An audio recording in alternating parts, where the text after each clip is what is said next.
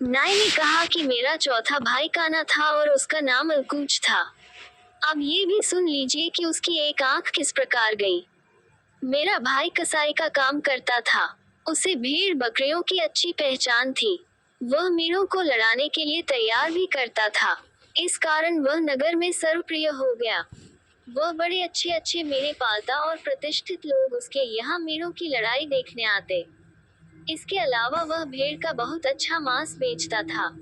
एक दिन एक बुढ़ा उसके पास आया और एक पसेरी मांस खरीद कर और उसका मूल्य देकर चला गया। उसके दिए हुए चांदी के सिक्के बिल्कुल नए और चमकते हुए थे। मेरे भाई ने उन्हें देखकर एक संदूक में डाल दिया। वह बूढ़ा 5 महीने तक इसी तरह आता और उतना ही मांस रोज उसकी दुकान से ले जाता रहा और बदले में उतने ही रुपए रोज दे जाता रहा। 5 महीने बाद मेरे भाई ने जब और भेड़ें खरीदनी चाही तो संदूक खोलने पर वहां कागज के गोल कटे टुकड़े पाए। ये देखकर वह अपना सिर पीट पीट कर रोने चिल्लाने लगा। उसने पड़ोसियों को बुलाया और उन्हें संदूक में भरी हुई कागज की गोल चिंदियां दिखाईं। वे भी ये देखकर बड़े आश्चर्य में पड़े। मेरा भाई दांत पीस पीस कर कह रहा था कि अगर वह कमबख्त बुढ़ा मिल जाए तो उसकी अकल ठिकाने लगाऊं। संयोग से गली में कुछ दूर पर वह बुढ़ा दिखाई दिया। मेरे भाई ने दौड़कर उसे पकड़ा और पड़ोसी तथा अन्य कई लोग भी वहां एकत्र हो गए। मेरे भाई ने पुकार कर कहा, भाइयों, देखो इस निर्लज पापी ने मेरे साथ कैसी धोखाधड़ी की है। ये कहकर उसने सारा वृतांत कहा। बूढ़ा ये सुनकर मेरे भाई से बोला, तेरे लिए यह अच्छा होगा कि तूने मेरा जो अपमान किया है और जो गालियां मुझे दी हैं उनके लिए मुझसे क्षमा मांग और अपना निराधार आरोप वापस ले। तूने ऐसा न किया तो तूने मेरा जितना अपमान किया है उससे अधिक तेरा अपमान कराऊंगा। मैं नहीं चाहता कि तू जो अभक्ष्य वस्तु खिलाता रहा है उसका उल्लेख भी करूं। मेरे भाई ने कहा, तू ये क्या बकवास कर रहा है? तू जो चाहे कह दे। मैं किसी बात से नहीं डरता क्योंकि मैं कोई काम धोखेबाजी का काम करता ही नहीं। बूढ़े ने कहा, तू अपनी फजीहत कराना ही चाहता है तो करा। सुनो भाई लोगों, यह अधम कसाई आदमी मारता है और उनका मांस भेड़ और बकरी के नाम पर तुम लोगों के हाथ बेचता है।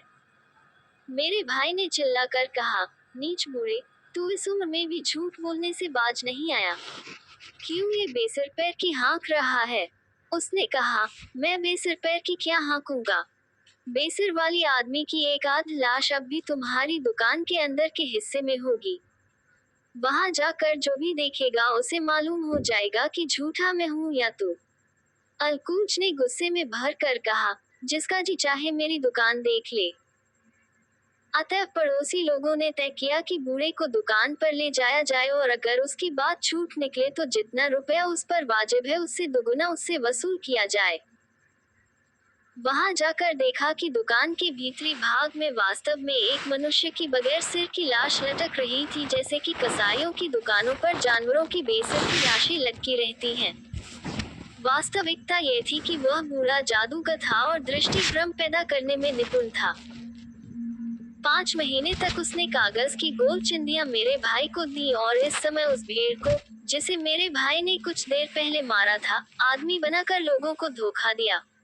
उसका जादू का खेल कौन समझता? लोगों ने क्रोध में आकर मेरे भाई को बहुत मारा और उससे चीख चीख कर कहा कि तुम नीच और पापी हो, हमें नरमास खिलाते रहे हो। इसी मार के कारण मेरे भाई की एक आंख फूट गई। मारने वालों में बूढ़ा भी शामिल था।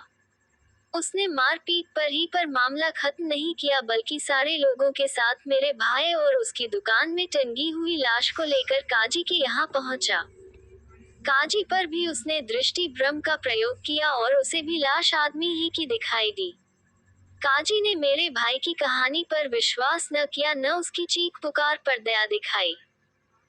उसने आज्ञा दी कि इस कसाई को 500 कोड़े मारे जाएं और फिर इसे ऊंट पर बिठाकर सारे शहर में फिराया जाए, फिर नगर से निष्कासित कर दिया जाए।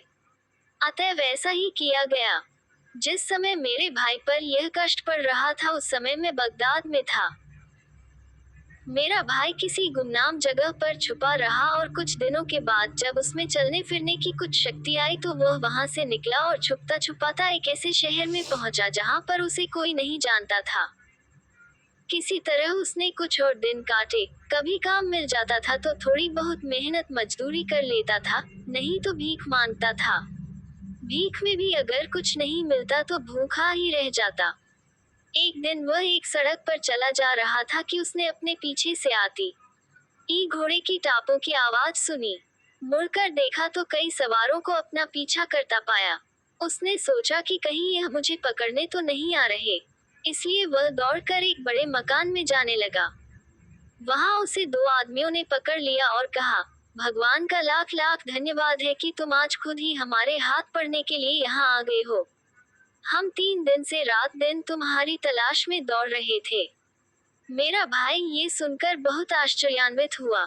उसने कहा, मैं कुछ भी नहीं समझा। तुम लोग मुझसे क्या चाहते हो? क्यों मुझे पकड़ा है? तुम्हें कुछ भ्रम हुआ है? उन लोगों ने कहा, हमें कोई भ्रम नहीं हुआ। तू और तेरे कई साथी चोर हैं। तुम लोगों ने हमारे मालिक का सब माल लूटकर उसे लगभग कंगाल कर दिया। इस पर भी तुम्हारी अभिलाषा पूरी नहीं हुई। अब तू हमारे स्वामी के प्राण लेने के लिए भेजा गया है। कल रात भी तू इसी उद्देश्य से आया था और जब हम तुझे पकड़ने को दौड़े तो तेरे हाथ में छुरी देखी थी। अब भी तेरे पास छुरी होगी। ये कहकर उन दोनों ने मेरे भाई की तलाशी ली तो उसके कपड़ों में वह छुरी निकल आई जिससे वह जानवर काटा करता था। छुरी पाकर वे कहने लगे कि अब तो निश्चय ही हो गया कि तू चोर है। मेरे भाई ने रोते हुए कहा, भाई, किसी के पास छुरी निकले तो क्या इतने भर से वह चोर या हत्यारा हो जाएगा? मेरी कहानी सुनो तो तुम्हें मेरी सत्यता का विश्वास होगा। ये कहकर अलकूच ने अपनी सारी विपदाओं का उनसे वर्णन किया। किंतु ये कहानी सुनकर वह दोनों व्यक्ति अलकूच पर दया करने के बजाय उससे चिमट गए।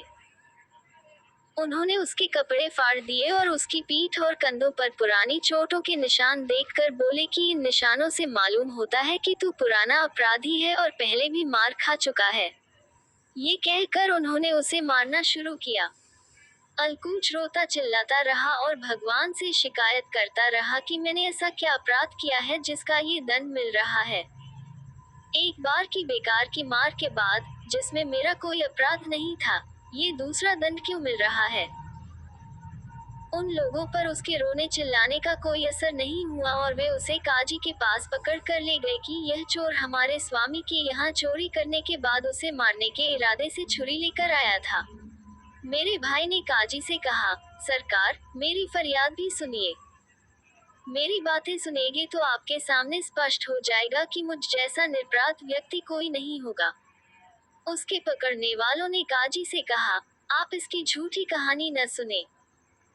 इसका इतिहास जानना हो तो इसके शरीर को वस्त्रहीन करें तो देखेंगे कि यह पुराना पापी है और हमेशा मार खाता रहा है। काजी ने उसका कुर्ता उतरवा कर देखा तो पुरानी चोटों के निशान देखे। उसने आज्ञा दी कि इसे 100 कोड़े मारे जाएं और ऊंट पर बिठाकर शहर में घुमाया जाए और इसकी अपराध कथा कही जाए और फिर इसे नगर से निकाल दिया जाए। ऐसा ही किया गया।